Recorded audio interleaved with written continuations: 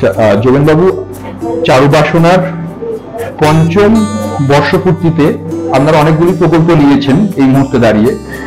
আমরা অলরেডি দেখেছি যে একটা প্রদর্শনী চলছে, আরো কি কি প্রকল্প রয়েছে এই অনুষ্ঠানের সাথে যুক্ত হয়ে? এখন তো আমাদের একটি এক্সিবিশন চলছে, যেখানে আমাদের যারা এখানকার সঙ্গে জড়িত, যারা সভ্য মেম্বার্স, তাদের ছবি দিয়ে একটি এক্সিবিশন চলছে একদিকে, আর একদিকে আমাদেরই এক মেম্বারের একটি এক্সিবিশন চলছে। তো দুটো আলাদা এক্সিবিশন চলছে একই সঙ্গে।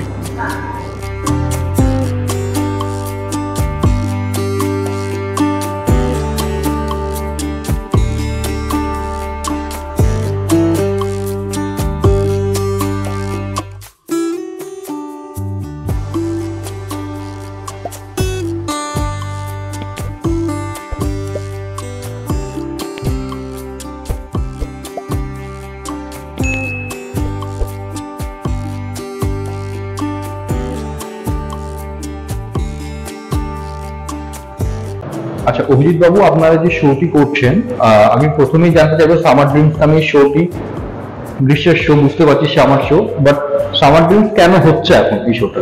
মূল উদ্দেশ্য অ্যাকচুয়ালি এটা চারুবাসনা যোগেন্দ্র সেন্টারে হচ্ছে 2019-এ মে এটা ওপেনিং হয়েছিল, যার ফলে এটা এবছর 5 বছর পূর্ণ করলো।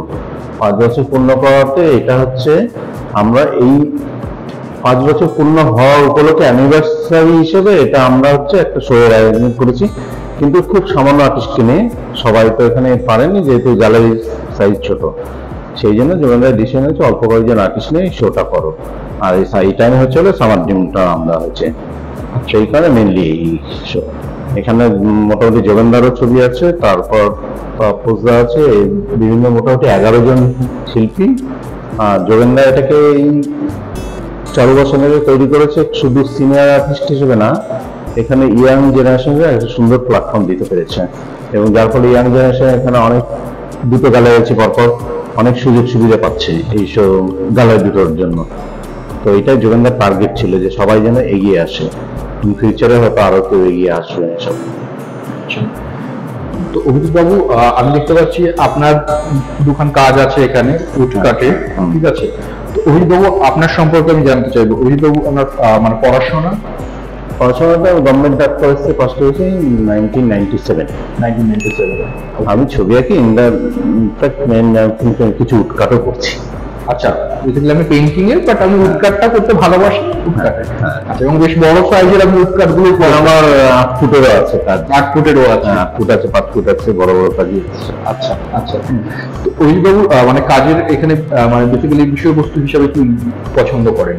হ্যাঁ, বিষয়বস্তু আমি একটু রিফ্লেকশনের কাজ করি, এই কাজটা আমার একটা রিফ্লেকশনের কাজ করি। রিফ্লেকশনের কাজ করি, একটা বয় সিরিজের একটা কাজ, ওই সিরিজে আরো হয়তো কাজ আছে আমার কাছে দু একটা।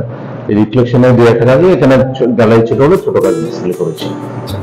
তো অভিজিৎ বাবুর কাছে আরেকটা জিনিস জানতে চাইবো যে সামার ড্রিমস শো, সামারের ভয়ানক তাপপ্রবাহ চলছে বাইরে, ঠিক আছে? সেই জায়গা থেকে শিল্প রসিকদের আগমন কেমন দেখতে পাচ্ছেন এই তাপপ্রবাহের পর? আমার মনে হয় সেই দিকটা শিল্প রসিকদের বাধা দেয়নি এই গরমের মধ্যে, যেটা কালকে আমরা দেখেছি, উপভোগ করেছি যে এখানে প্রচুর শিল্পী এসেছেন, সমীর থেকে শুরু করে অনেকে এসেছিলেন, যার ফলে আমরা এখানে হয়তো অনেকটা শিল্পী বাইরেও ওয়েট করেছে এরকম এই ছোট গাড়ির মধ্যে গ্যাপ স্পেসের জন্য, যার ফলে সেটা কিন্তু প্রভাব পড়েনি এই গরমের মধ্যেও।